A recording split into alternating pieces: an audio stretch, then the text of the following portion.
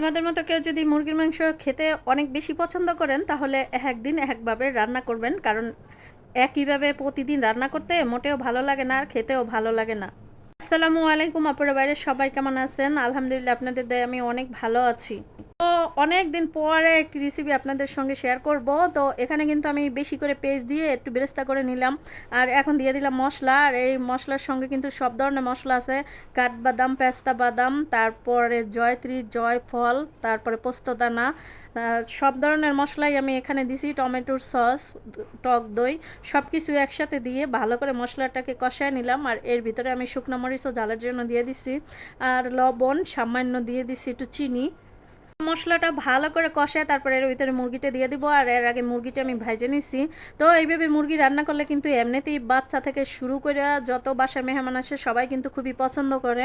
তো অনেক কথা রান্না করতে করতে শেয়ার করব। তো দেখেন, মেয়েরা যখন বাবার বাড়ি থাকে তখন থাকে রাজরানী, আর যখন শ্বশুর বাড়ি আসে তখন হয় চাকরানী। সব মেয়েদের ক্ষেত্রেই আসলে এমন না, কিছু কিছু মেয়ে আছে বাবার বাড়ি কোনো কিছুই চোখে দেখে না, স্বামীর বাড়ি এসে একেবারে স্বামীকে হাতের মুঠো করে নিয়ে নেয় আর সমস্ত কিছু নিজেই একেবারে রানী সেজে নেয়। আর কিছু কিছু মেয়েরা আছে একেবারে বাবার বাড়িতে রাজরানী থাকলেও স্বামীর বাড়িতে এসে চাকরানী সাজে, একেবারে চুপচাপ মুখ বুজে সহ্য করে শ্বশুর, শাশুড়ি, দেবর এবং স্বামীর কোনো অত্যাচারী কোনো কিছু মুখ ফুটে বলে না, সব কিছু চুপচাপ সহ্য করে নিজের ভিতরে কষ্ট দুঃখ সব কিছু নিজের ভিতরেই নিয়ে নেয়। আসলে ৩-৪ বছর আগেও ফেসবুক কী জিনিস সেটা আমি চিনতাম না, আর ফেসবুকের সম্বন্ধে কোনো ধারণাই আমার ভিতরে ছিল না। তো একটা সময় আমি ছিলাম বেকার, মানে কোনো কাজকামই করতাম না, শুধু বাচ্চা দেখাশোনা করতাম আর সংসারে রান্নাবাড়া করতাম আর ঘোরাফেরা করতাম, ফ্রি থাকতাম। তো তখনই আসলে মনে হতো যে আমি যদি কিছু একটা করতে পারতাম। তো আমাদের গ্রামের বাসায় একটা কথা বলে, যারা বেকার থাকে ঘোরাফেরা করে তাদেরকে বলে টোটো কোম্পানির ম্যানেজার। তো আমিও আসলে একসময় টোটো কোম্পানির ম্যানেজার ছিলাম।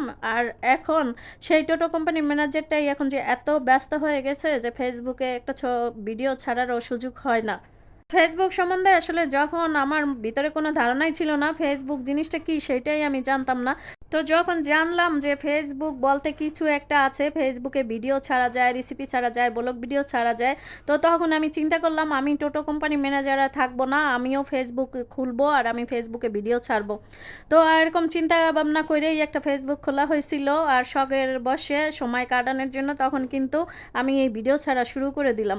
তো আসলে অনেকেই বলে ফেসবুক থেকে লক্ষ লক্ষ টাকা ইনকাম করা যায় আর ফেসবুকে টাকা দিয়ে একেবারে রাজাবাদশা হওয়া যায়। তো আমি ৪ বছর এই ফেসবুক জীবনে ৪ বছর ধরে আমি ভিডিও ছাড়তেছি। আমি কিন্তু ফেসবুক থেকে একটা টাকাও ইনকাম করতে পারি নাই। আর ফেসবুকে ভিডিও ছাড়া এটা হইছে আমার একটা শখ আর নেশা। আর ফেসবুক থেকে যে আমি কোনো ইনকাম করব বা কোনোদিন যে টাকা পয়সা পাবো কি পাবো না তাও আমি জানি না, আর এরকম কোনো ইচ্ছাও আমার নেই। আমার ফেসবুকে ভিডিও ছাড়তে ভালো লাগে, সময় কাটাইতেছে, এটাই হচ্ছে সবচেয়ে বড় বিষয়। আর একটা বড় কথা হলো যে আমি এখন অনেক অনেক বেশি ব্যস্ত থাকি আলহামদুলিল্লাহ, আমার কোনো সময়ই হয় না এখন। তারপরেও একটু সময় বের করে তারপরে আমি ভিডিওটা ছাড়ি, কারণ যেহেতু নেশা আর ভালো লাগে ভিডিও ছাড়তে সেজন্য ছাড়ি। আর ফেসবুকে ভিডিও ছাড়তে খুবই ভালো লাগে। তো আসলে আমার মতো আপনারা কারা কারা শখের বসে এভাবে ফেসবুকে ভিডিও ছাড়ছেন অবশ্যই কমেন্ট করে জানাবেন।